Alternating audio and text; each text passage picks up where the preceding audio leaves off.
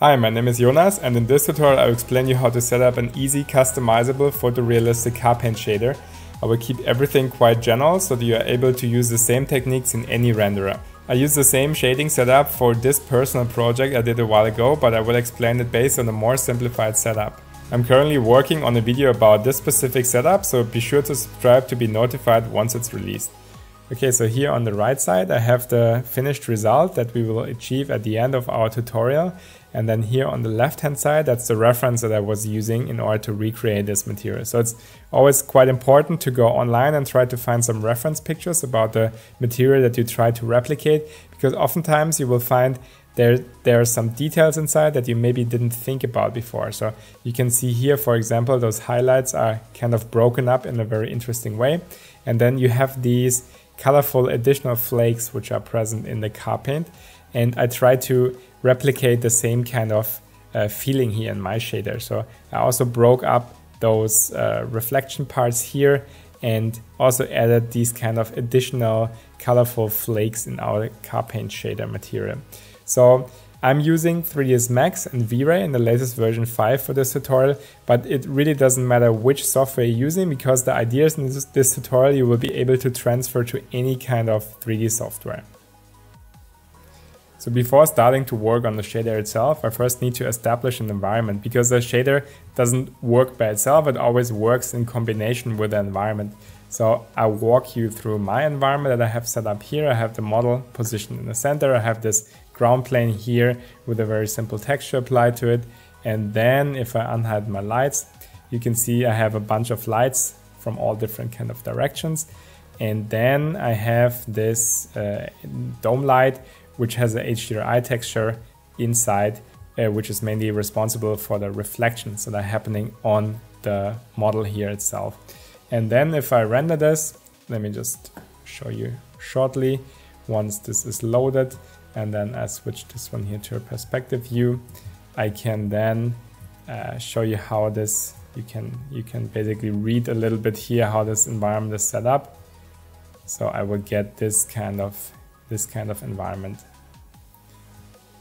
Okay, and so before you start shading, you need to first evaluate if your environment is set up correctly. So I normally do this in this way. So if we go back here to this camera view, and I bring over my material editor, I will first make a totally black material, just zero everything out, apply this black material on everything, and then first give it a half gray diffuse value, and then I will just see if I'm able to read the shapes correctly, right? If it looks interesting, if there's no overblown or underexposed parts on the model. And if that's the case, which is here the case, then I would then check the different colors. So I would just check if the colors that I choose here are translated correctly in my rendering in the end. And then if that's also the case, I would make everything black again, and then care about the specular reflections in my scene. So first I will give it a pure reflection value here, and then in order to see 100% of my environment in the reflections, I disable this Fresnel reflections here, and then I can see what is happening in my reflections. So one important thing is that the scene that you established here, for example, in the background, and whatever is happening in my reflections, they kind of have to match, right? They have to kind of look believable. So whatever is happening here in the reflections, they have to be in context with whatever your background looks like. So in this case, I'm also happy with it. This part here roughly matches this. It's very bright now, of course, because it has a pure 100% reflection, but the general idea between what's happening here in the reflection and the background is fine. And then I can go back to Fresnel reflections, and in case I want to build some refractive materials, I just make like a very standard glass material by just adding 100% refraction. And then same story again, I just check if whatever is established in my environment also looks correctly in my refractions. So if everything is fine, everything roughly looks like some refractive glass material, then that means my scene is set up in a correct way and I can start to work on the shader. So my effort that I put into the shader is not wasted because my environment is set up already in a correct way. So whenever building a shader, I think the most important step is to first understand how the material is set up in the real world. So for car paints, I grouped it into two different categories for this tutorial. One I called standard, one I call metallic car paints. And if we start with the standard first, if this one here is our base surface of the car, so our car part, then the first step would be to apply a layer of paint on top, in this case green paint. And then once this paint is dried out, it would be protected with this very shiny reflective clear coat layer on top. And our car paint is the combination out of those two different layers. For the metallic car paint, the procedure is very similar with the exception that in the paint layer, there's metallic particles mixed into this paint. So that gives this kind of appearance. And then it will also be protected with this shiny clear coat layer that's put on top. There's also different or additional car paint types, for example, matte car paints, which instead of having a very polished, glossy coat layer that's put on top, they would be protected with a matte finish. But I won't cover those shaders in this tutorial for now. Alright, so now that we understood how the material is built up in the real world, we need to figure out which components we need to build for our shader. So in this case, we need to separate our shader into these three different components. So we need definitely this base paint layer. And then in case of we're doing a metallic car paint shader, we need to add those metallic flakes into the paint. And then we need a clear coat layer that would be put on top of everything to finish everything off. And we're gonna build a material that is able to be either a standard car paint shader or a metallic car paint shader. Okay, so now that you know which kind of materials we would need to recreate in order to replicate a car paint shader, it is important to know what kind of materials exist in the real world and what kind of properties they have. And most materials can be categorized in two different categories. So one is called dielectric materials and one is called conductive materials. And the majority are actually dielectric materials, for example, glass, plastic, wood, ceramic, leather, and so on. And the conductive materials are all the metals. So gold, copper, aluminium, chrome, and so on. Those are all the conductive materials. And both of them, they have very distinctive properties that you would need to know in order to recreate the material correctly. So I won't really explain it in a very physical way, like what's happening with the light rays and what's reflected and refracted and so on, because this would make it unnecessarily long. So I will just explain it in a way like how you would set up those shaders in your material editor. So starting with dielectric materials, the important thing is that they can have a diffuse value. That means they receive diffuse lighting contribution from your lights in your scene. So in this case, we have this green scene and the diffuse value would be set to a greenish color.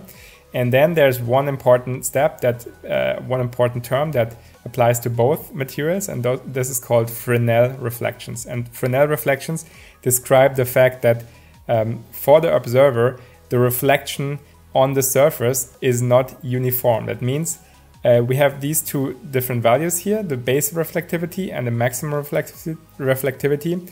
And the base reflectivity is the reflection value that we see on the surfaces that are more directly focused at us. And the maximum reflectivity is the reflection that we see more on the edges of our object that we observe. So in terms of dielectric materials, the base reflectivity would be between 2 and 5% only, so very low base reflectivity and very high maximum reflectivity on the edge. And also important is that for dielectric materials, the reflection would not be tinted, so that it would always reflect exactly what is around in the real world, so it wouldn't distort the colors. And the way you set up this in your material editor would be to just use grayish values for those. So you would never tint this value greenish, for example, in this case, because it's a dielectric material. For the conductive material, on the other hand, this is very different. So first step is conductive materials, they don't receive any diffuse lighting contribution of any of your lights in your scene. That means if you create a metal, the diffuse value in your shader should always be purely black.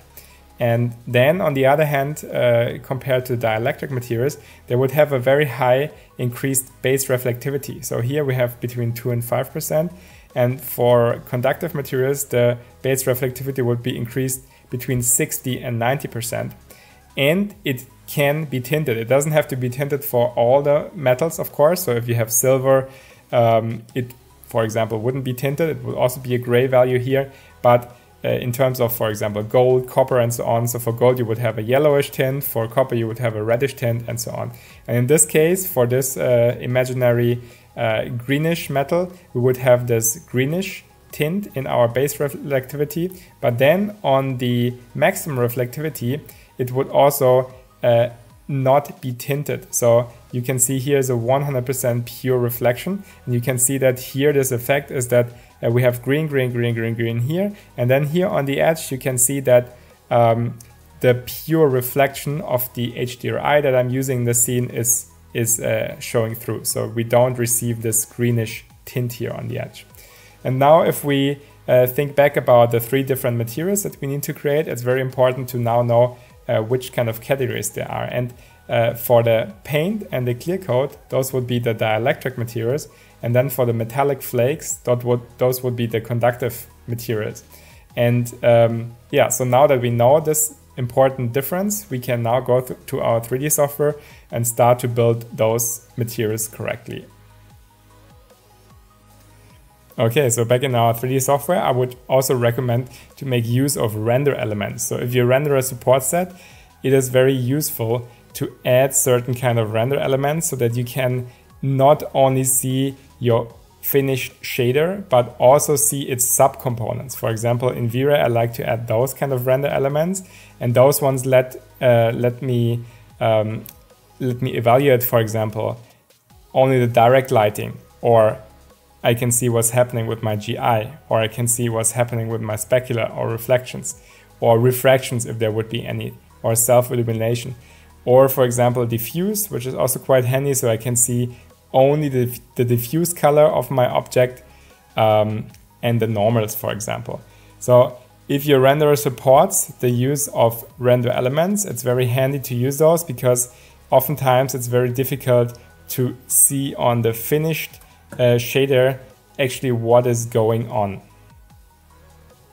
But nonetheless, now let's switch, or let's now go into our material editor. So I will close this, then I will open the material editor, and I switched it now to a node view. So that means we see now all the different nodes that are connected to our shader. So I switched to this view because this one is more compatible with most of the other renderers out there. So we can see those are here our 3 materials. So we have this paint material, we have this flakes material, and we have this clear coat material, and they all be blended together in this blend material. So you can see all of them, they are piped here into our blend material, and this one gives our finished shader result then. So now let's recreate this shading setup together again from scratch. So we'll switch to a new view and start with a new material. So in our case, it's a V-Ray material, and every renderer normally has like one general purpose material where you can, that's usable for basically 99% of all the shading use cases. So in terms of V-Ray, it's called V-Ray material. Other renderers will also have their standard multi-purpose material. So let's select this one, and now basically everything is zeroed out except that it has this gray diffuse color. So if I now assign this to my object, so now assign this material to this object, we can see we have now just a gray diffuse color going on and nothing else. So lighting and GI has some elements inside, but if I see my diffuse, basically it's completely gray. And what I normally like to do is that I use fall-off maps. So let's add this fall-off map and then pipe it into the diffuse map.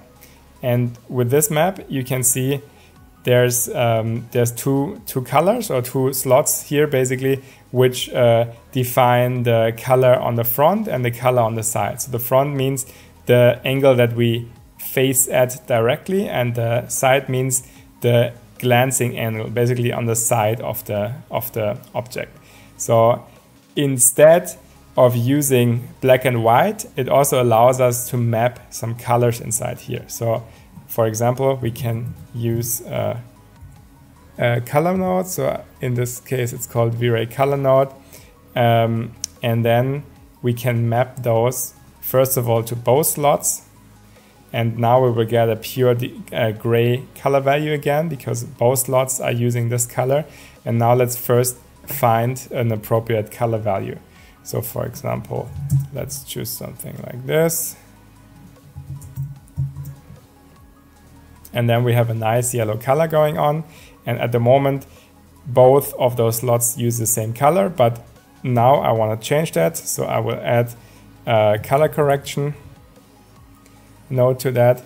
And what I like to do is that I normally like to use the same color and give it a slightly different brightness and slightly different hue to just have an interesting variation of color happening on the surface. So that's necessarily not 100% physically accurate, but oftentimes you want to create a shader that looks interesting rather than absolutely photorealistic. So in this case, I would go in here and, for example, just darken down the same color and slightly shift the hue a little bit. And you can see, instead of this pure color that's going on now, or that was going on there before, now we have a slight variation of colors and brightness appearing across the surface.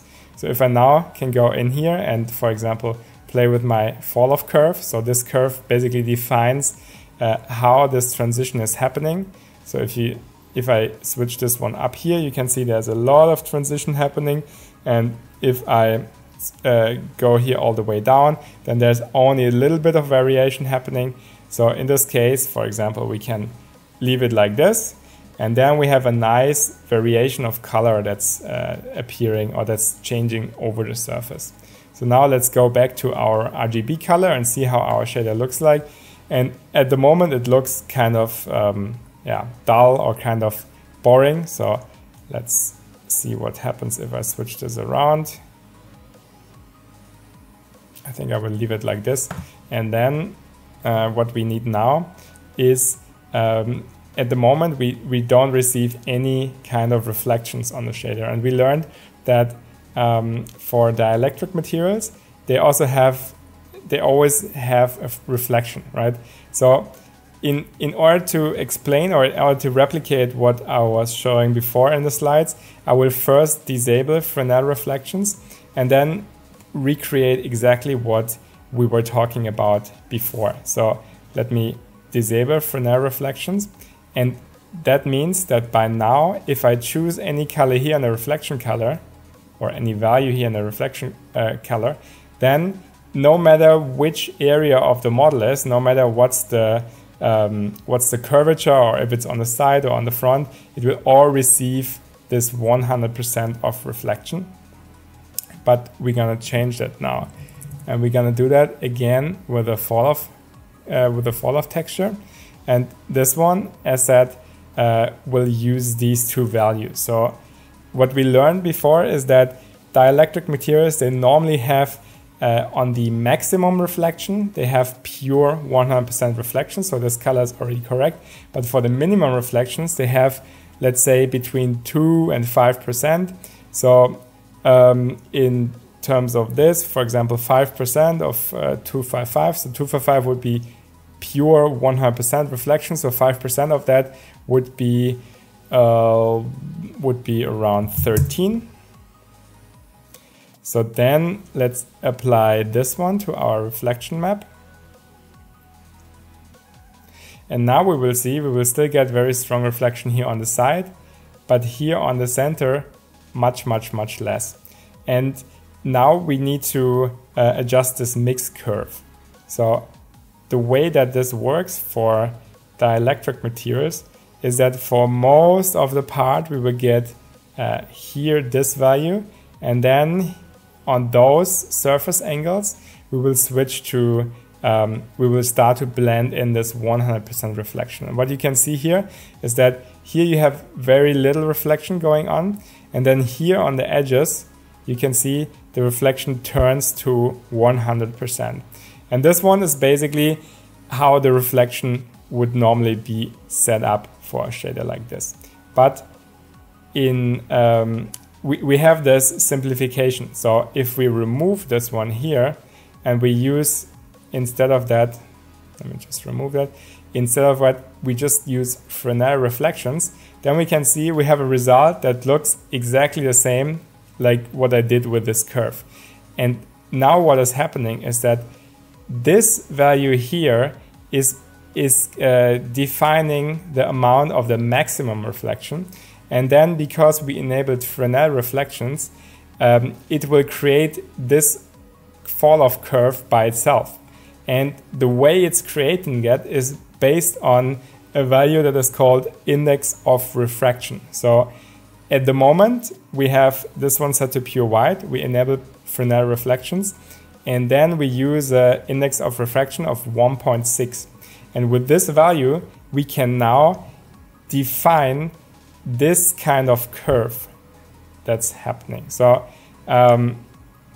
if we go back, for example, if I choose a lower value here, 1.1, we can see that we have very, very little reflection going on.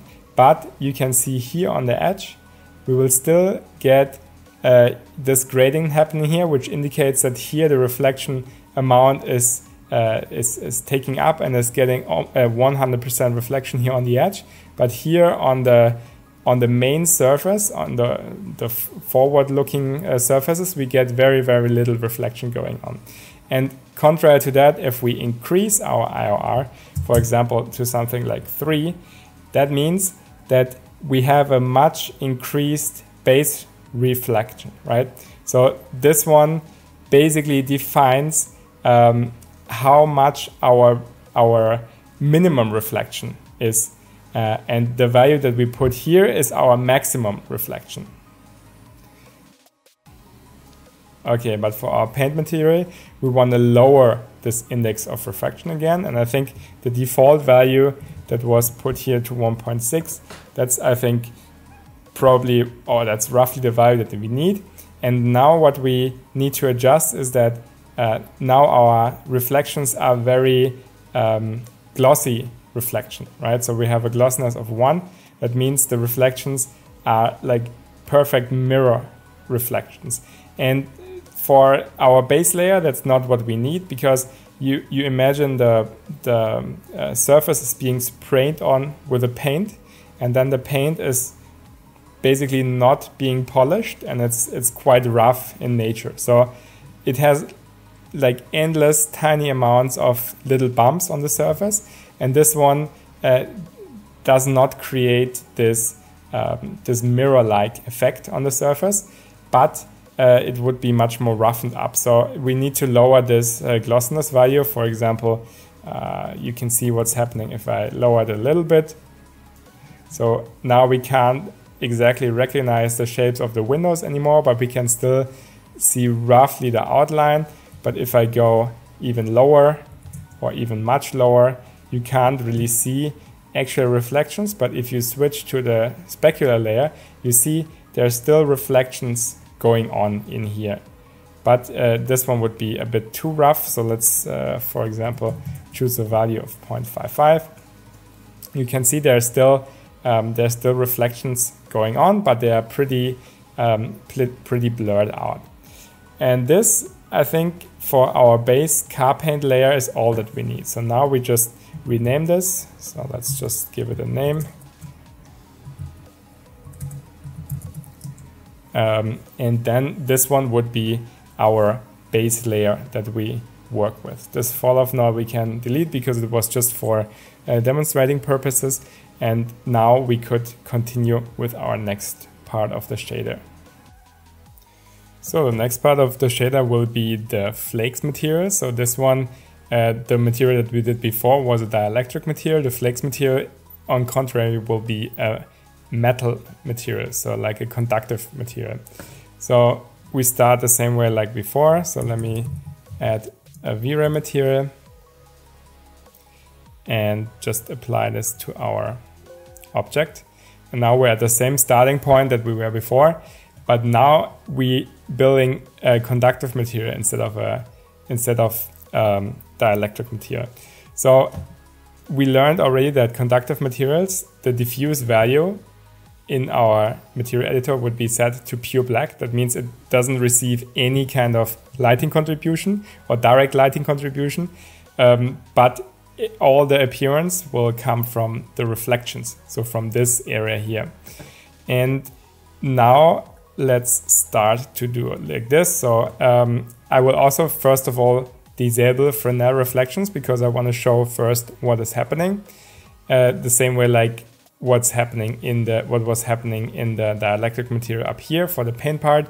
So it just makes it easier to understand what actually is happening. So let me add a fall off map again. And then we learned that for metallic materials, the maximum reflection value is still pure 100% reflection, but the minimum reflection value compared to the dielectric material is much elevated, so much higher reflection value, not only 2 to 5% like in a dielectric material, but much higher, so that we would get a much brighter color here, and also the color can be tinted here, right? So while in a dielectric material, we only work in our material editor with gray values, so either pure white or lower grayish values, but never any tint inside the reflection color. For the metallic materials, that's very well possible. So in this case, because we have this yellowish flakes that will happen, we will definitely tint our reflection value. So let me do this. For example, now for demonstration purposes, I will just add this, let's say, orangey color, and then put this into our reflect map. And now we can see we have this effect going on, that our forward facing or our front facing parts of the model, they get this yellowish reflection color, and then the ones that are more the glancing angles, they get this unsaturated or untinted reflection color. So we need to also emulate our mix curve, and the way we do it is pretty similar like we did in the dielectric material, so that the transition is only happening towards the edges and not across the whole surface of the model. So let's do, for example, a fall off mix curve like this, which everything here is yellow, and then towards the edges we can see here we will have 100% pure reflection happening. And now what we can do is, instead of using this color here, we could just, for example, use the fall-off map that we created here in our shader before. So then this result would look like this. So that means everything would be controlled so far with this one color map here. So now we would get this effect. So we have this fall off that's happening here between those colors, and then here on the edge we will still get our pure 100% reflection. Okay, and that is actually the same thing that's happening if I so now let me remove this, and everything is black again.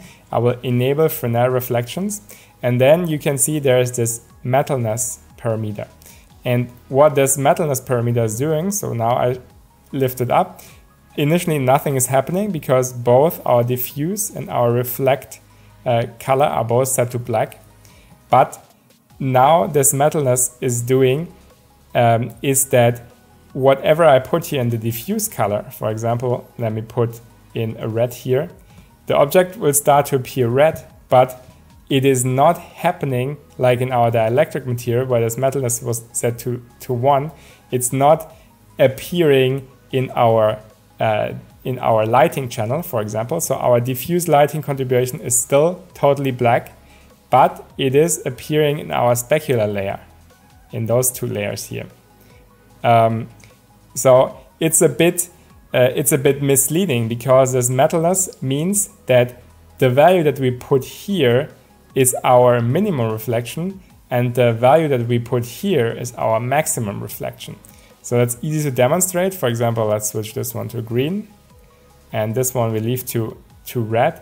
And then you can see that still nothing is happening in our lighting layer and nothing is happening in our diffuse layer, but everything is happening in the reflection and specular layer. So yeah, and here you can see that the value here is all of the forward facing, the front facing parts of our model. And then this value here is the maximum reflection that's happening on the edges on our model, right? So if we now switch this one to, so this one should be set to white as well, so that we get here on the edge pure 100% untinted reflection. And then this one here, we could then map our fall off that we created here. We could map this into our diffuse channel. And as said, it is not a diffuse channel, it is our minimum reflection value. And then we get exactly the same thing that we get if we wouldn't have used Fresnel reflection, if we wouldn't have used metalness, and we would just control it with this fall off map before. So there you can see how this metalness slider is basically working. As said, here in a dielectric material where the metalness would be set to 0, this one here is really the diffuse value of our shader, and this one here is really our reflection value of our shader, controlled with this Fresnel reflections in index of refraction.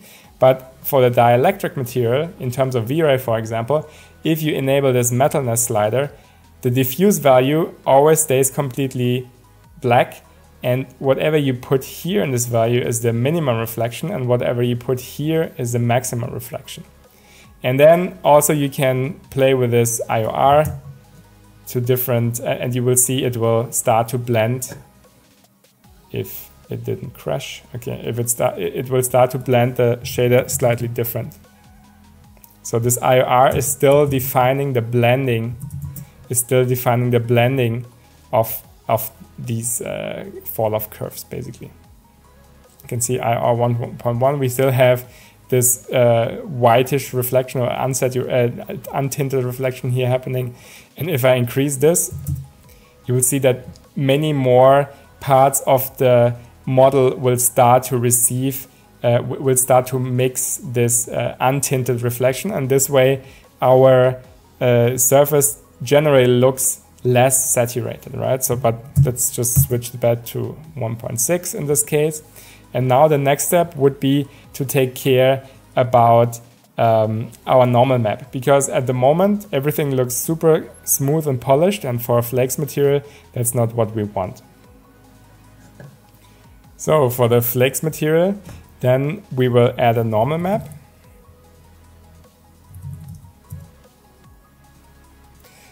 And then let's just pipe this into our bump slot here. And now we need a proper normal map. So let me just get the normal map that I use for the car paint, which is which I take from here.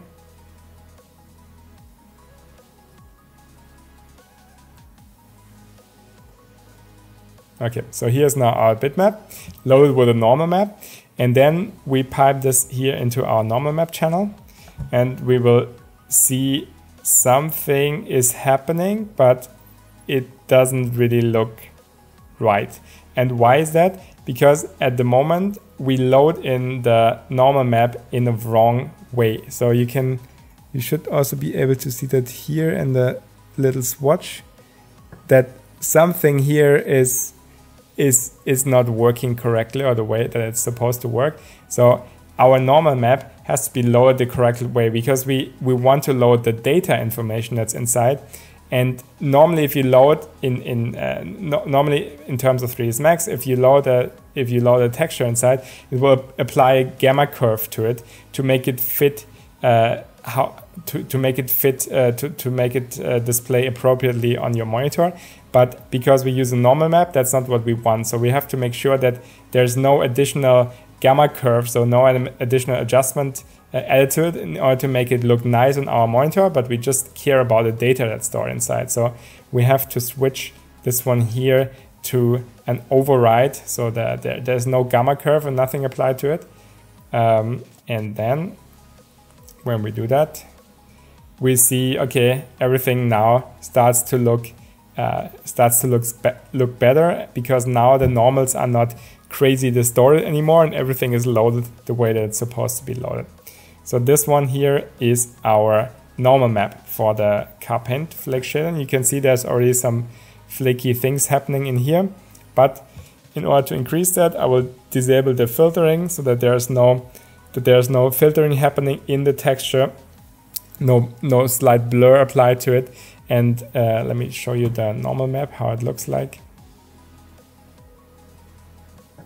So the normal map is just this map where we have lots of different flakes, which all have slightly different facing angle, and by this distort our normals of our model. So I will add this texture into the description, so you will be able to download it from there and then also use it for your shaders. So now we have this flaky effect going on, and we have this golden color, which is correct for metallic materials. And then we need to, for example, now increase the amount of glossiness, decrease the amount of glossiness, so that we don't have this very, very shiny effect, but maybe something like this, where we can still see the flakes, but they are not like crazy outlines. So I think something like this looks correct for my view. And then we leave it at this. However, there was one more thing that we wanted to add. So before, if you remember in the reference, I showed you there were these colorful dots that are happening in the car paint. So I also wanted to add this. So let me first add a map that contains these kind of dots. And I created this map just here. Yeah, so let me show you the map. This one is the map. I just fastly created this in Photoshop with lots of different color tones happening in there. And then the thing that we do now have to do is to create a composite map. And then we have to add, so at the moment we get our minimum reflection value we get from this fall off map here. So this one will be our base layer in here. And then we will add this noise map on top. And then we can set this layer type to addition, that we will add these kind of noise values on top of our existing reflection value. And then if I put this one in here in our diffuse map, but remember in this case it's the minimum reflection value, we will start to see this these kind of colors appearing in our reflection. And for example, we can also reduce the blurriness of this map, and then we could play with the tiling. So we could make them bigger, something like this. And now it's the question of how we blend them together, because at the moment they're kind of overwhelming. So what we could do is that we add a color correction. So let's add this map in here and then back here. So now this color correction is mapped in between. And then I feel that especially those blue values, they're a little bit too strong. So I will reduce those blue values so that we get more red and green values happening. And then we could, for example, just not have this at 100%, but lower this a little bit, so that there's only some of those parts appear in our shader, and it's not totally overwhelming, but you will be able to still see it if you zoom inside. So you can see here some greenish, reddish, and other color flakes appearing in our shader. So let me just reset the region here. Yeah, and this pretty much should be everything that we need to do for our flakes material. There's one thing that I forgot. So we have to make sure that our bump value is set to 100%, because for some reason in 3ds Max it's always set to 30%. So just because we want to make sure that our normal map shows through correctly, we have to set this one here to 100%. You can see now this effect of the flakes is much more pronounced and much more strong. And I even feel that in those creases here, it's probably too strong. So there's a way that we can remove that. And the way to do that would be to add another composite matte. And then before we pipe in our, so we pipe in this one here. And then we pipe this one back to here. And now we have this composite map here in front of our bump slot. And we can choose another V-Ray color.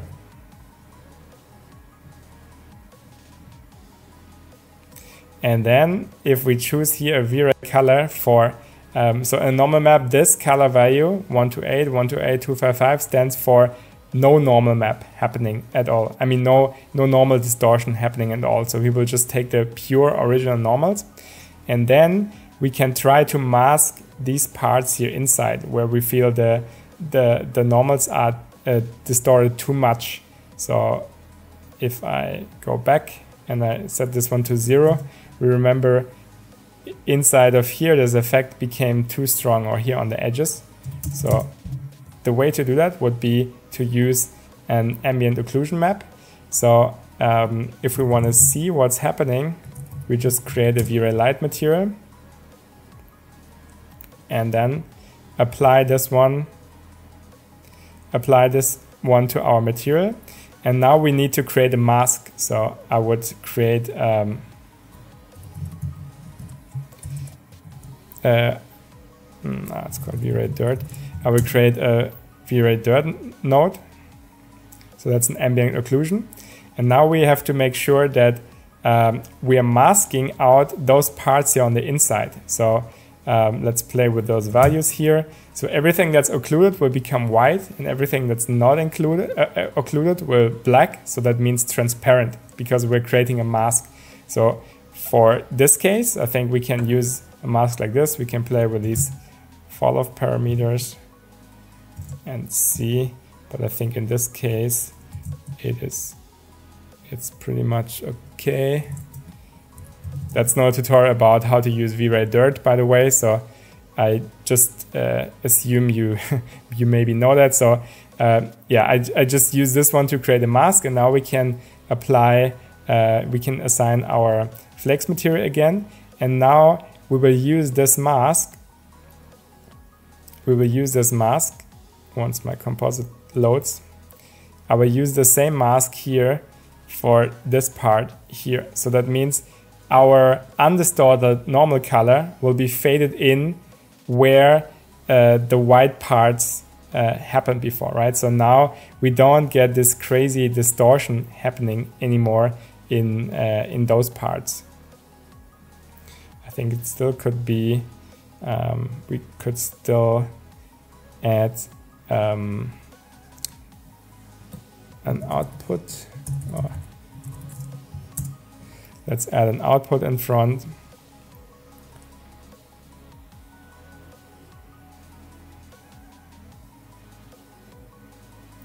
Whoops, this one goes to the mask, and then this one goes to the layer. No, this one goes to the layer. and then make sure that we clamp the output so that we don't get values over 1 or under 0. That's important because it's a mask. And then we could, for example, play with these curves here. And now we have less of this effect going on here. So if I make this very little, you can see we get more crazy distortion here on those parts. And if we choose a curve like this, then those parts here will become whiter basically. Our mask will become whiter, whiter, and then we'll add more of this undistorted normal, the color where it doesn't distort the normals. So in the end, the result looks pretty much like this. I hope that kind of made sense. Yeah, so this one here would be our base component for the flakes material. So you can see we have those flakes happening here. We have those colorful flakes blending in here nicely. And this one is now our finished flakes material.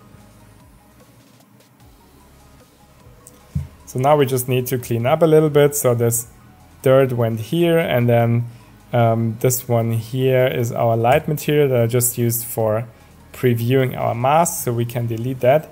And then we have now this part here is all our, this one you can also remove because it's not being used anywhere. So this one here is now our dielectric part of the shader. And then the color that we set up in here controls both of those materials. So for example, if I choose a different color here, you will see that not only this shader is updating, but also our flakes shader is updating. So that's the great thing. You can just control everything with one color value without having to go in all of those different fall-off maps and adjusting all the values. So let me undo, or let's just re-put back the original value inside. And then our shader is yellow again. So just some tiny amount of cleaning. And then we have a little bit better overview. So now the next thing that we have to do is the clear coat. And the clear coat is kind of special because we will blend it on top. So the clear coat, you shouldn't see the clear coat as an individual shader, but it's like a shader that's blended on top of everything. So what we have to do is to just create a pure reflective material that we will then later on blend in our blend material on the top, right? So first we need to create like a pure reflective material. Think about like a perfect chrome ball, for example. And then later on, we will use a fall-off map to apply the shader on top of everything. So let's create first a V-Ray material.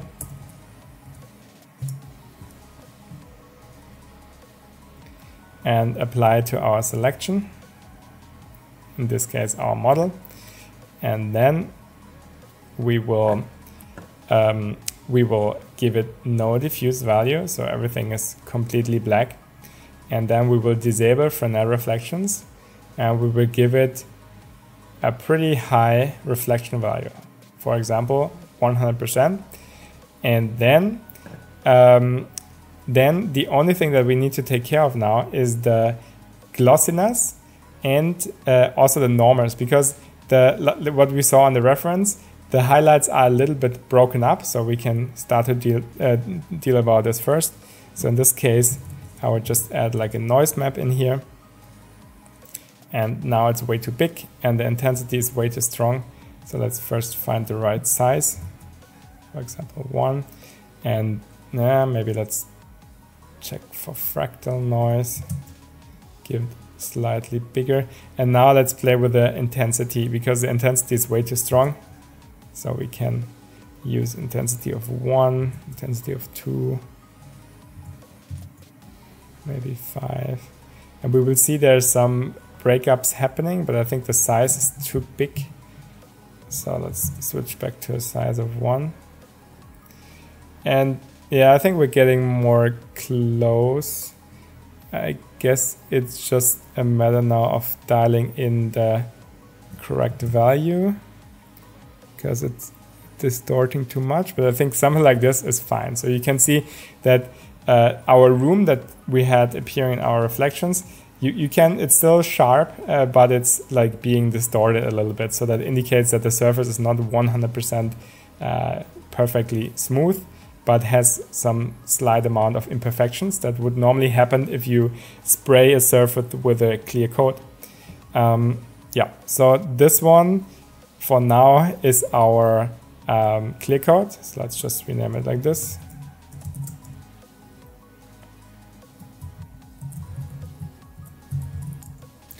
And then this one, we will also rename it to the right name. And then we have those three materials that we now can start to pipe into our blend material. And in terms of the clear coat, you can go much more detailed with this, right? I just, for now, you can add like small dirt, small imperfections, whatever you want. It's now just to speed up the whole process. I just added a little bit of bump because I think that's the most obvious thing that you would notice, but you could add like scratches or play with the glossiness of the material so that you don't have like pure glossiness of one, but it would be modified with a map, and this would make it look much more realistic. But for now, that should be sufficient. So now the most important step is that we not use a normal V-Ray material, but now we want to use a material type that can blend existing materials together. In terms of V-Ray, that's called a V-Ray blend material, but any shader or any renderer should have like a material that allows to blend different kind of materials together. So now we need to choose, so let's assign this first. And we, at the moment, no materials are inside. That's why everything is rendered completely wrong. And so now we first need to add our base layer. So the base material, in our case, will be the paint. And now we get no cold materials. We just get 100% our base material. And then we want to add the next layer, which is the first coat, which is the flakes. And then we want to blend both of those together. And the way you can blend it is to either use this this value here. So 1 to 8 indicates that this is like a 50% blend happening. If I switch this one to white, that means I will get only my flakes material and nothing of this material. And if I switch it to black, that means I get only my base material and nothing of my flakes material. So in this case, for example, we can make a very simple setup in V-Ray to dial in the numbers of how we want them to be, because this kind of approach is, in this case, maybe not so intuitive, because, for example, we want to have a way to say, okay, I want 50% flakes, or I want 30% flakes, or 80% flakes. And then the approach with this color value picker is maybe not directly ideal. So in terms of V-Ray, I would switch the setup to following way. I would set this one here to a black color, and then you can add a V-Ray color in here and set this one to pure white. And now what is happening is that as soon as there is like a map applied to here, so let's call this one here white. So as soon as this map is applied to here, he will 100% use, he will use the map like as a percentage of this one here, right? So if this one is set to 100, he will use 100% of the color that's put in here and 0% of this one. If I put it to 50, that means my white layer will be 50% blended on top of this black color, and that means in our case 50%, right? So now I can just use very easily this value here. For example, if I switch it to 0, I have pure the paint shader, if I switch it to 50, I have half of my shader is coming from the flakes material, and if I switch it to 100, I will get 100% of my shader coming from the flakes material. So in our case, let's just switch it to 50%, and then we have a nice combination of those two shaders going on together. Okay, and I just had to stop the recording because I noticed my other parts of the model, they disappeared. And the reason for that was that I enabled this debug shading so that I'm only rendering the object that I'm selected and not those, not the other parts of my scene. So that was the issue. So in case you notice why those parts here didn't show through, that's because I accidentally entered this mode here. So now let's continue. The thing that's still missing is our clear coat. So I will add the clear coat layer now. And what we see now is that the clear coat now is way too strong and it doesn't look realistic at all. And the reason for that is that because also this color value here is used. So at the moment, it just blends everywhere 50%, no matter which part of the model, no matter on the edges or the front part, everything is blended 50% because we use this diffuse value of 128 here. And that's also not what we want to do. So what I will also do here is I create a fall-off map. And then with this fall-off map, we will now be able to define the amount of clear coat that's happening on the model. So we will leave this one here, the side color, we will leave this one to white, and now we can play with the front color. So first of all, let's just adjust this mix curve again, the way it's supposed to be. So like this roughly.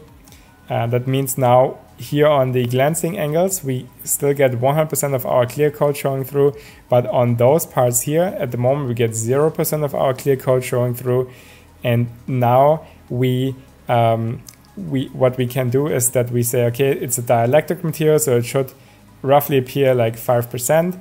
So 5% of 255 is 13 again. And then we get this kind of effect happening, right? So we get 5% clear coat here, and then towards here on the edges, 100%. And this was a little bit not intuitive, so the easiest way is to just set it up like this. This one pure white, this one pure black. And then in our blend material, we can set this value here to pure white. And then, let me just rename this one. And then with this value here, we can say if this one is set to 100%, means that here it will use 100% of this black. That means no clear coat at all. And if this one is set to 0, that means it will use everywhere this white. So that means the clear coat is happening everywhere. So now if we want 5% clear coat, we will just set this one here to 95. And then we have exactly the same result like what I did before by raising the this black value here to the other value that I did before.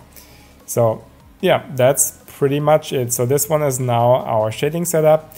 And the cool thing now is that you can very easily, for example, define about like how metallic your shader is. So for example, if you only want a little bit of metallic feeling, you put this one to 10%.